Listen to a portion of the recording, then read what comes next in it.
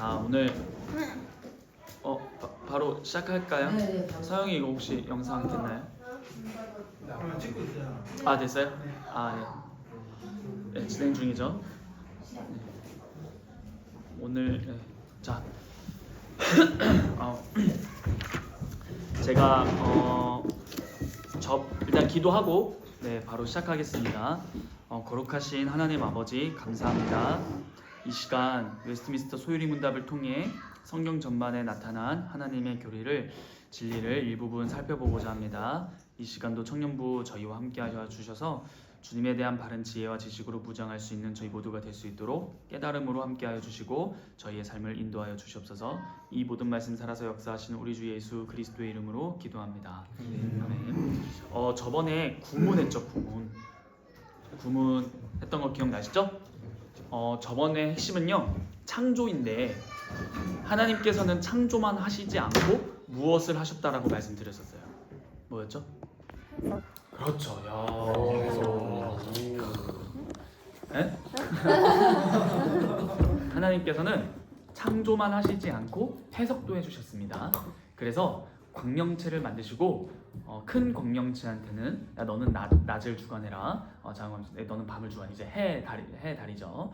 여튼 이런 식으로 창조하고 그냥 가만히 냅두고 알아서 되길 바라신 게 아니라 친히 창조하신 것에 대해서 명령하시고 너는 무엇을 위해 창조되었다라는 해석까지 해주셨다라는 거예요. 그러므로 이걸 통해서 우리가 무엇을 적용할 수 있는가 배웠냐면 우리는 모든 인간은 어떠한 것에 대해서 해석적인 작업을 하는데요. 우리의 해석은 1차 해석이 아니라 하나님께서 창조하신 것에 대해서 해석하신 것을 2차로 해석한다라는 거예요. 이게 어렵지 않지만 어려울 수 있어요. 이미 하나님께서 모든 만물을 창조하시면서 창조물 하나하나에 범위 그리고 그의 역할 이런 걸 다 부여하셨다라는 거예요. 해석하셨다라는 거예요. 그러므로 인간이 살아가면서 하나님이 창조하시고 해석한 것에 2차 해석을 하는 건데 그 1차 해석의 주관자인 하나님과 2차 해석의 주체자인 인간의 해석이 같아야 된다는 거예요. 하나 예를 들어 선악과를 만드시고 하나님께서 어떤 해석을 하셨죠? 명령을 하셨죠? 먹지 마라, 먹으면 죽는다. 그런데 이게 하나님의 뜻이고 하나님의 해석이었고 하나님의 의도였죠. 그런데 이것을 정면으로 거스른 존재가 나타나죠. 창세기 3장에 뭐죠? 그것은 말 그대로 하나님이 해석하신 것에 다른 해석을 하는 거예요. 단지 그냥 어겨봐가 아니라 하나님이 해석하신 것을 난 그렇게 생각하지 않는데 이렇게 생각하는 거예요. 그러므로 하나님의 뜻을 정면으로 반대해서 그릇된 것을 가르치는 사람을 성경에서 뭐라고 말하죠? 거짓 선지자. 그렇죠. 거짓 선지자다. 그러므로 여러분 거짓 선지자라는 것은 단지 교회 안에서만 첫 번째로 적용할 수 있지만 교회 안에를 첫 번째로 적용할 수 있지만 두 번째로 세 번째로 나아가면은 거짓 교훈, 거짓 철학, 거짓 사상 이런 것들이 다 하나님의 해석과 반대되냐 안 되냐 이렇게 나아갈 수 있습니다. 여기서 이런 말까지 좀 깊게 안 들어가길 원하는데 마르크스 이제 막시즘이죠. 그때 이제 유물론이잖아요. 이 유물론의 핵심은 모든 것이 다 이제 물질이다라는 거예요. 그러니까 그 신이 배제되는 겁니다. 그것도 하나의 철학이지만 사상이고 해석이다라는 거예요. 그렇죠. 그리고 오늘날 미국에서 지금 막 트럼프가 지금 막 일론 머스크랑 막 지금 활개를 치고 있고 우방인이 뭐 다 필요 없이 막 가고 있는데 모르겠어요. 저도 정치의 지읒자 한 획도 모르니까 저는 정치적 의도가 없습니다. 모릅니다. 무지해요. 정치에 대해서. 저도 배우고 싶은데 핵심은 뭐냐면은 최근에 트럼프가 대통령이 되면서 했던 말이 있어요. 이제 미국에는 성별은 남자와 여자밖에 없다. 아니 이거를 여러분 뭐 대통령이 이거를 이제 공식적으로 말을 해야 되는 시대까지 왔다라는 말이에요. 우리가 지금 이 구문 나눠드린 걸 보면 하나님께서 창조하셨다라는데 신문을 보시면 사람을 남자와 여자로 지으셨다. 자, 이게 해석이에요. 창조고. 그러니까 하나님의 창조와 해석은 항상 같이 가요. 근데 오늘날은 제3성, 제4의 성. 그러니까 LGBTQ. 우리 그때 수련회 때 배웠죠? L 뭐예요? 레즈비언. 그다음 G 게이. B 바이섹슈얼, T, 트랜스젠더, Q 그 외의 모든 것들입니다. 자, 그래서 퀴어죠, 퀴어. 그래가지고 이런 것들의 시대 속에서 살고 있었고 오늘날 그런 사람들이 성소수자라고 함으로써 그들을 이제 보호해줘야 되는 그런 걸로 가는데 실제로 의학에서도 이게 바뀌더라고요. 옛날에는 동성애는 질병으로 분류했더라고요. 알아보니까. 근데 갈수록 질병으로 분류하지 않고 그 말 그대로 이게 정상적인 그런 것들로도 영향이 간다라는 거예요.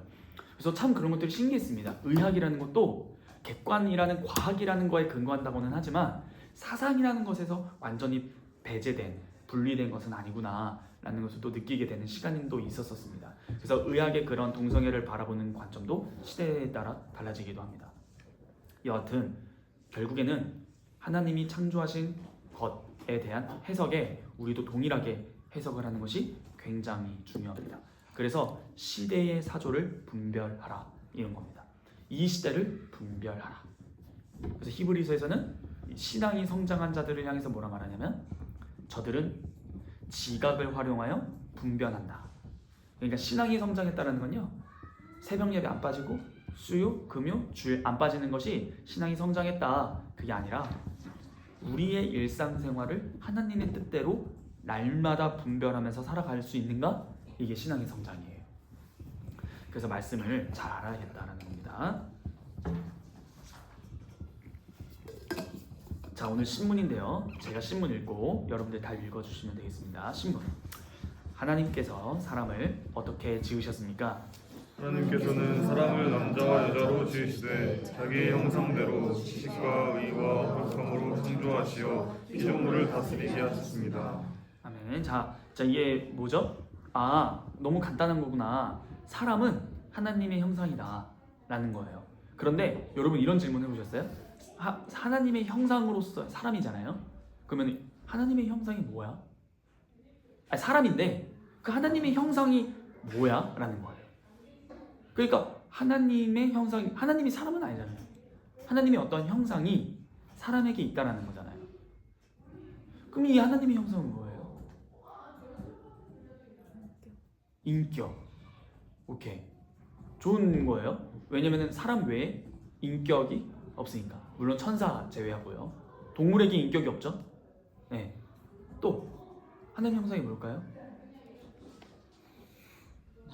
마음. 좋습니다. 카르디아, 레브, 히브리어 레브, 헬라어로 카르디아, 마음. 근데 여기서 마음은 성경에서 나오는 마음은요, 내 마음이 너를 좋아해라는 감성을 말하지 않습니다. 오히려 영혼의 중심부를 가리키는 게 그 레브, 심장, 그리고 마음의 중심 할 때 그런 것들이 다 그런 깊은 의미입니다. 영혼의 중심부, 우리의 마음, 그런 하트 그런 것이 아니라요. 자, 좋습니다. 마음. 또 한 번만 더 말씀해 주시겠어요? 모양? 네? 모양? 아, 그러면 이제 2단에 3단, 1.5단이 됩니다. 만약 모양이 진짜로 하나님은 영이시니라는 요한복음 4장의 말과 대비가 되는 거죠. 그래서 하나님은 모양이 없으십니다. 물론 그럼 성경에서 하나님의 손, 눈, 귀, 발 다 나오는데 뭐예요? 그거 바로 신인동형론. 하나님을 사람의 어떤 모양을 가지고 묘사하는 그런 것이지 실제로 하나님은 영이시다라는 것은 꼭 견지해야 될 중요한 부분이죠. 오케이. 그래도 좋은, 원래 이렇게 1.5단으로서의 용기가 있어야 다른 분들이 2단이 안 되는 거예요. 너무 고마운 거예요. 원래 질문이 그래요. 그래서 다 같이 있는 상태에서 부끄러움 없이 한 질문이 오히려 다른 사람들을 체리자매가 지금 성장시켜줬다. 네. 다들 고마워 체리야. 자, 또 한 번 더. 하나님의 형상이 뭘까요? 양심. 아, 잠깐만. 마음, 양심. 네, 좋습니다. 실제로 골로새서는요, 하나님의 참된 하나님의 형상을 예수 그리스도라고 말을 해요. 그래서 어떤 학자는 골로새서 1장 15절일 텐데요. 참 하나님의 형상이 그리스도다라는데 이 골로새서로부터 성경을 역행 읽기를 하면은 하나님의 형상으로서 아담을 만드셨을 때 애초에 예수 그리스도를 염두에 뒀다라는 해석도 있습니다. 자, 중요한 것은 이 소유리 문답은 무엇으로 말하는가 라고 했을 때 자기의 형상대로 지식과 의와 거룩함입니다. 지식과 의와 거룩함으로 지으셨다. 사람을 하나님의 형상으로. 그럼 하나님의 형상의 내용이 이것이겠죠.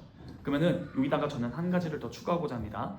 하나님께서 사람을 남자와 여자로 지으시면서 자기 형상과 자기 모양대로 짓자라고 하시면서 창세기 1장 26에서 28절이 그 내용인데요. 그때 사람을 우리의 형상과 모양대로 짓자라고 하시면서 바로 다음에 말씀을 하시는 게 하나 있어요.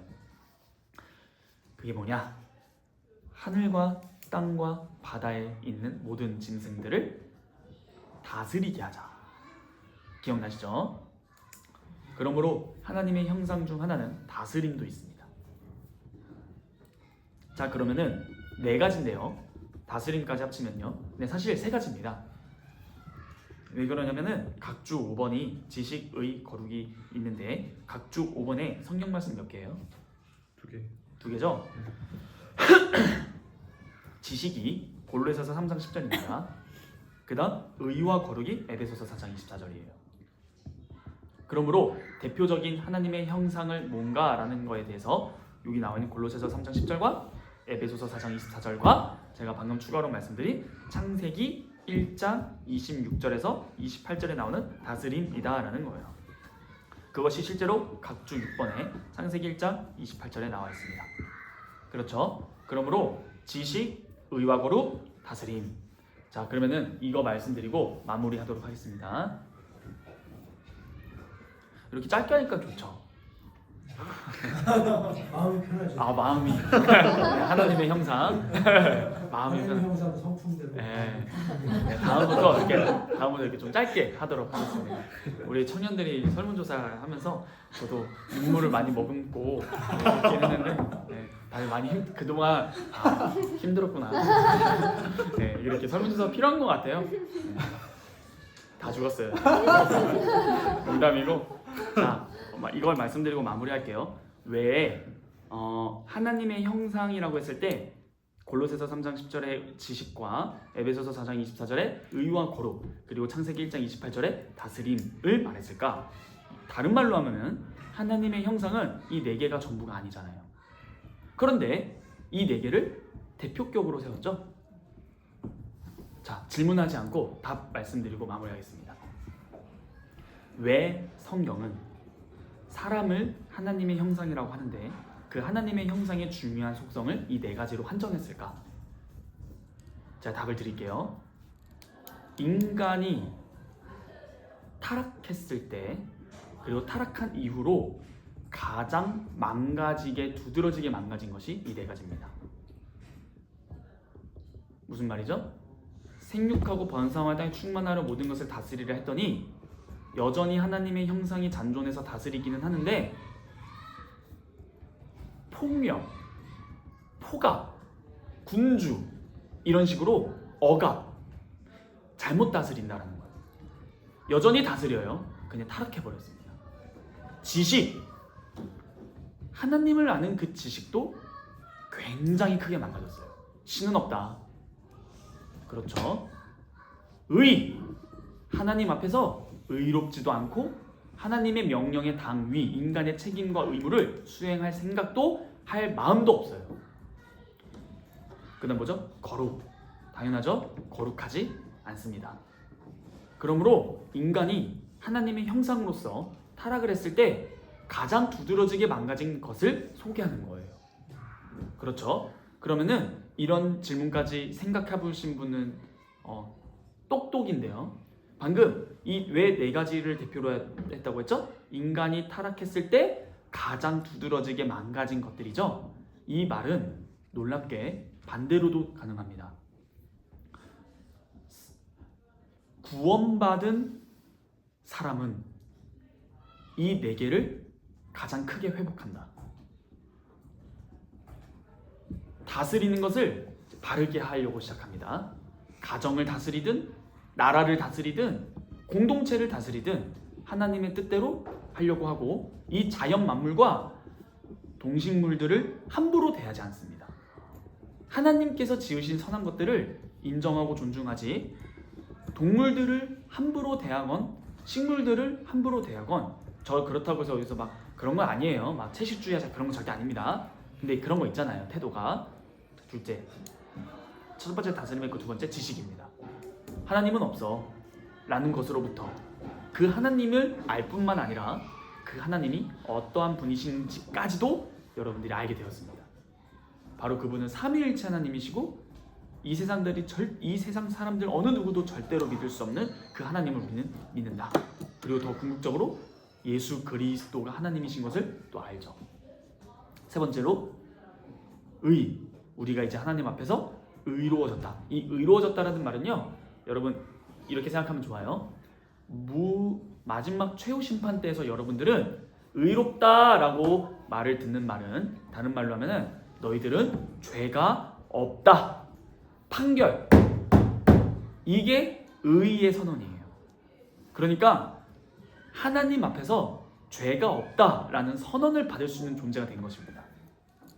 뿐만 아니라 의로움으로 말미암아 하나님께서 나를 이 땅에 보내신 본의를 이루고자 하고 내 사명이 무엇인지 내가 그리스도인으로서 나의 당위가 무엇인지를 알고 실천합니다.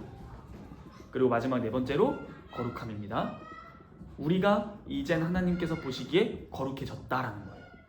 이미 거룩해졌습니다. 그러나 동시에 우리는 거룩해지는 생활이라는 성화의 걸음을 계속적으로 해나가므로 이 세상 사람들이 보기에도 흠이 없고 하나님 앞에서도 흠이 없고 이젠 내가 거룩하니 너희도 거룩할지어다라는 그 하나님의 음성이 기독교인들에게 선포가 되는 것이죠.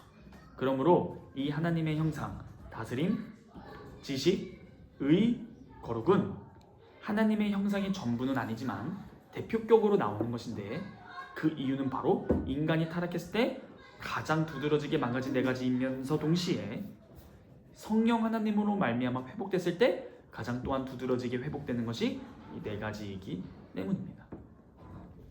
그러므로 이것을 잘 묵상해 보시면 우리가 이제 내가 처한 곳에서 참된 회복된 하나님의 형상으로서 어떻게 살아가야 하는가가 감이 잡히실 수 있으실 것입니다.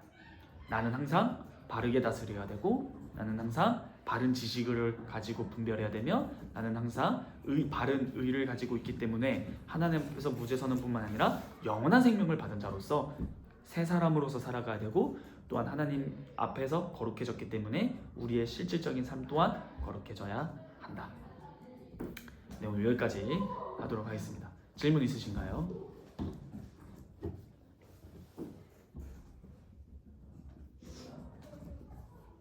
네, 질문이 없으시면 제가 기도하고 마무리하도록 하겠습니다. 거룩하신 하나님 아버지 감사합니다. 주님께서 저희를 원래 선하게 창조하시고 만드셨는데 저희의 시조, 인류의 첫 사람인 아담의 타락으로 말미암아 이 하나님의 형상이 이지러지고 파괴되었습니다. 그러나 여전히 우리는 하나님의 형상으로서 이 파괴된 것들을 가지고 있었는데 예수 그리스도의 은혜와 성령 하나님의 주관하시는 그 역사와 아버지의 예정과 기뻐하시는 뜻으로 말미암아 저희가 참된 하나님의 형상인 예수 그리스도를 닮아 다스림과 지식, 의, 거룩이 우리 주님을 닮아가는 회복의 길을 걷게 됩니다. 이 은혜가 얼마나 큰지 저희의 삶에서 깨닫게 되기를 원하고 저희가 어디에 처해 있든지 항상 하나님의 회복된 형상으로 살아갈 수 있도록 저희 청년부를 지켜주시옵소서. 이 모든 말씀 살아서 역사하시는 우리 주 예수 그리스도의 이름으로 기도합니다. 아멘. 네, 수고하셨습니다. 이 종이는 각자 챙기시면 되겠습니다.